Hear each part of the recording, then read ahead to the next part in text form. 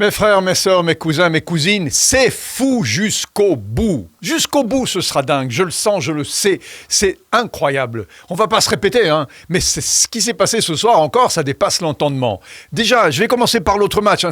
On va arriver tout de suite à ce qui nous intéresse le plus. Évidemment, Côte d'Ivoire, République démocratique du Congo. Mais avant, il y avait Nigeria et l'Afrique du Sud était, je vous l'avais donné perdante, l'Afrique du Sud. Ok, j'ai mon pronostic qui est bon. Mais franchement, c'est dans la douleur que le Nigeria est passé. Et j'ai rarement vu une situation de jeu où à la 89e minute, vous l'avez vu comme moi, le Nigeria fait 2-0. Il y a Osimhen qui exulte. Là, on est au paradis. Au paradis, on ne peut pas aller plus haut. C'est 2-0. Ils sont sûrs d'avoir la qualification en main. Attention, la VAR inspecte. Et chapeau à l'arbitrage, chapeau à la VAR. Toute la CAN aurait été extraordinaire au niveau de l'arbitrage, à part quelques rares exceptions, mais vraiment rares par rapport à la qualité de l'arbitrage. La VAR va voir ce qui s'est passé. La balle, elle part du rectangle de l'Afrique du Sud, et du Nigeria, et elle remonte en 3 passes pour faire le 2-0. Sauf que la balle a été prise dans la surface de réparation d'une façon fautive, et donc la VAR donne pénalty à l'Afrique du Sud de 2-0. On revient à 1-0 avec pénalty en faveur de l'Afrique du Sud, et c'est 1-1. À la dernière minute. Moi, ça, franchement, dans le foot, je l'ai très rarement vu. En championnat, c'est arrivé parfois qu'on remonte à l'action et qu'en effet, cette chose très improbable se passe. Mais c'est rarissime.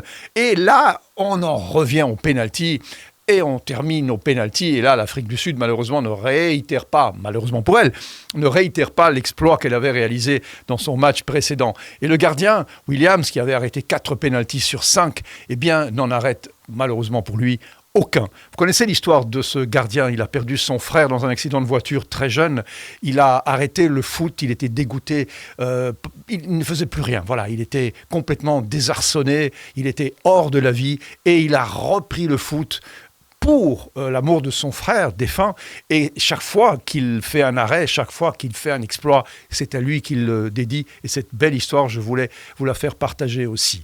Donc, maintenant on arrive, sachant que le Nigeria est qualifié pour la finale, ce qui n'était pas une grosse surprise, c'est une équipe qui a maîtrisé malgré tout son tournoi d'une façon assez tranquille, même si elle est passée comme ce soir, pour ceux qui nous regardent demain ou après-demain, voilà, ça s'est passé maintenant.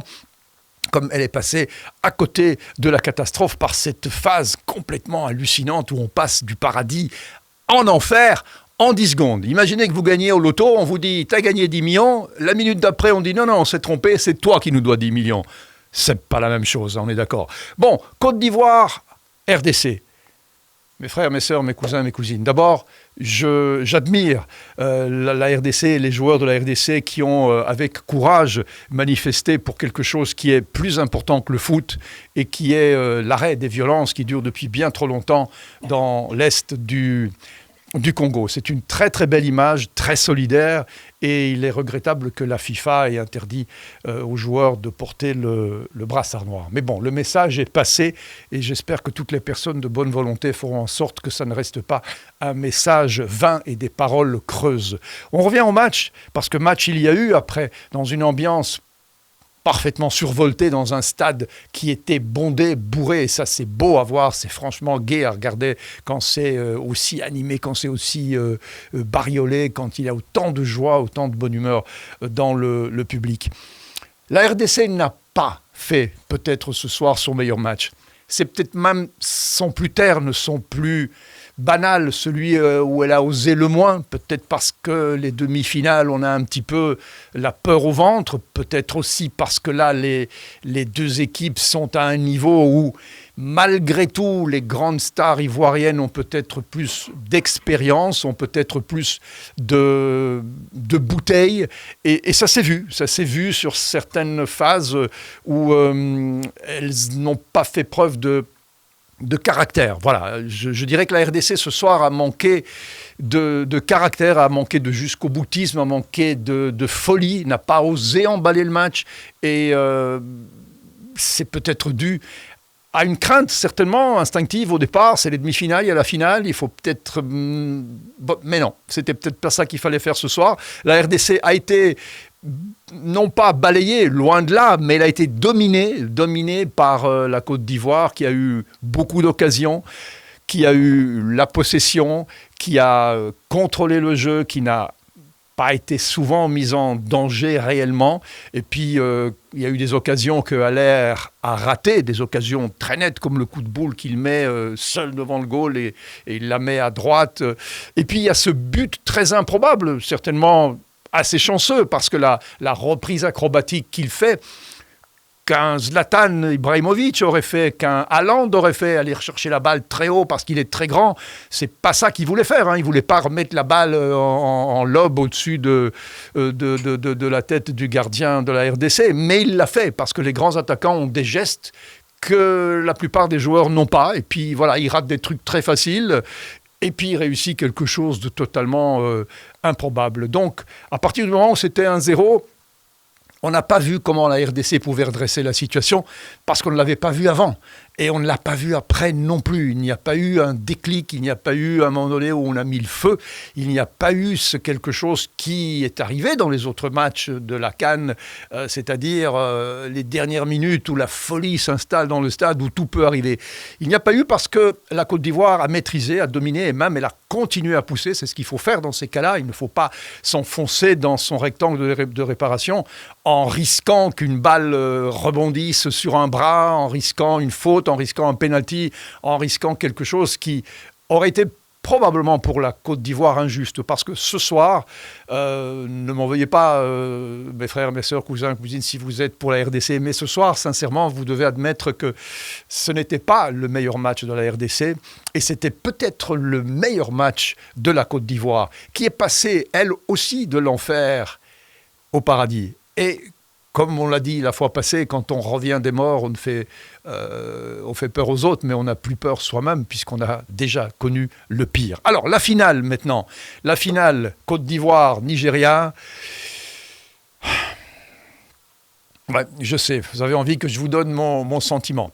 Mon sentiment, eh bien, c'est que Lookman et Osimhen devant sont des poisons. C'est pas pour rien qu'il y en a un qui est Ballon d'Or et c'est pas pour rien que l'autre à l'Atalanta, dans la Serie A italienne, est dévastateur sur son flanc gauche. Quand on réussit en Italie, avec les défenses italiennes, c'est qu'on est un attaquant hors norme. Osimhen, idem, à Naples, il marque comme il respire.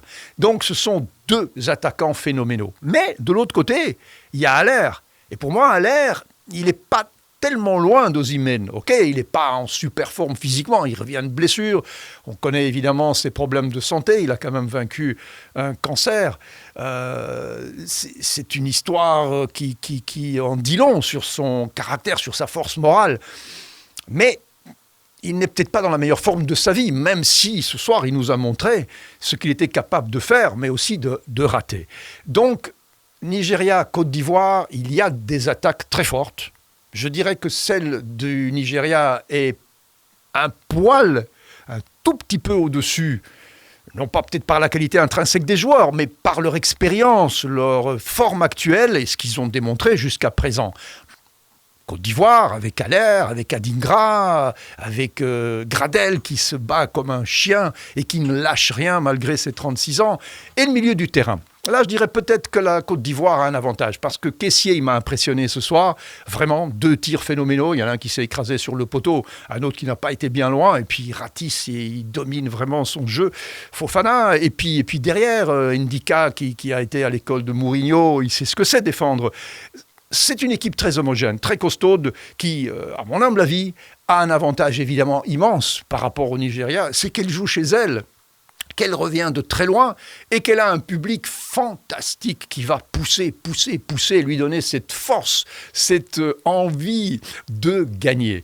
Donc, même si c'est toujours 50-50 un match de foot, parce que vous le savez, c'est toujours 50-50, mais il y a un avantage pour la Côte d'Ivoire, c'est qu'elle est bénie des dieux pour l'instant. Alors, je sais, la superstition, les malédictions, mais cette CAN 23, elle est ensorcelante et ensorcelée. On est passé par toutes les émotions, par toutes les souffrances, par tous les scénarios. Ce qui s'est passé, c'est franchement fou. Fou jusqu'au bout, ma question. Point d'interrogation. Est-ce que ce sera fou jusqu'au bout? Est-ce qu'on aura encore des prolongations? Est-ce qu'on aura encore des tirs au but? Est-ce qu'on aura encore des scénarios de dingue? C'est fort possible, même si souvent la finale est plus décevante que les demi-finales. Dans l'histoire du foot, des matchs sublimes de Coupe du Monde que je me souviens, le match du siècle, par exemple, du XXe siècle, c'est Allemagne-Italie en 70, en 70, à Mexico. Demi-finale. En 2006 aussi, en Allemagne, le match qui fait référence, c'est les demi-finales Allemagne-Italie. C'est souvent les matchs de demi-finale qui sont fantastique. Et puis la finale accouche souvent d'une partie serrée, très nerveuse, extrêmement contrôlée, où tout le monde a évidemment la peur au ventre, peur de perdre. Donc, c'est pas dit que ce sera le meilleur match, mais ce sera certainement un nœud de tension, un nœud de passion qui va nous faire encore monter dans les tours. Alors, si vous êtes cardiaque, faites gaffe. Mes frères, mes sœurs, cousins, cousines, je ne voudrais pas perdre une seule personne de ma famille, un seul élément de cette merveilleuse aventure.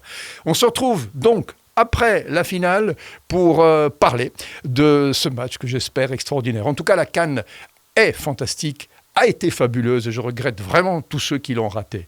Mes frères, mes sœurs, cousins, cousines, abonnez-vous à YouTube si vous n'êtes pas abonné. Et si vous nous regardez sur Facebook, eh bien, c'est génial, c'est parfait parce qu'on est des centaines de milliers à nous aimer et à aimer le foot. À bientôt.